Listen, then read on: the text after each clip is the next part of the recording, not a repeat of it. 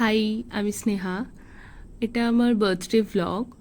তো যেরকমভাবে নর্মালি সকালটা শুরু হয়, আর আমার বার্থডেতে এভরি ইয়ার আমি দেখছি বৃষ্টি হয়। তো আমি যখন জন্মেছিলাম তখনও এরম বৃষ্টি হয়েছিল। সো আর কি, সকালবেলা ব্রেকফাস্টে ছিল মুড়ি, বিকজ প্রচুর কিছু রান্না হয়েছিল, সেগুলো খাওয়ার জন্য পেটে তো একটু জায়গা রাখতে হবে।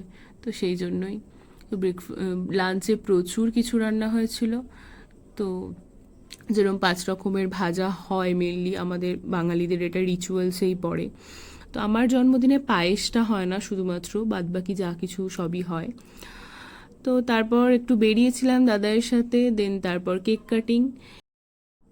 অনেক দিন পর আমার বার্থডেটা সানডে পড়েছে, তো সেই কারণে দাদাই, পিসিমণি সবাই মোটামুটি এসেছিল।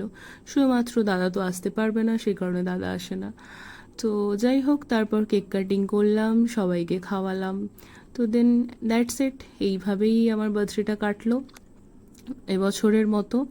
আর জন্মদিন এলেই মনে হয় বয়সটা একটু বেশিই বেড়ে যাচ্ছে।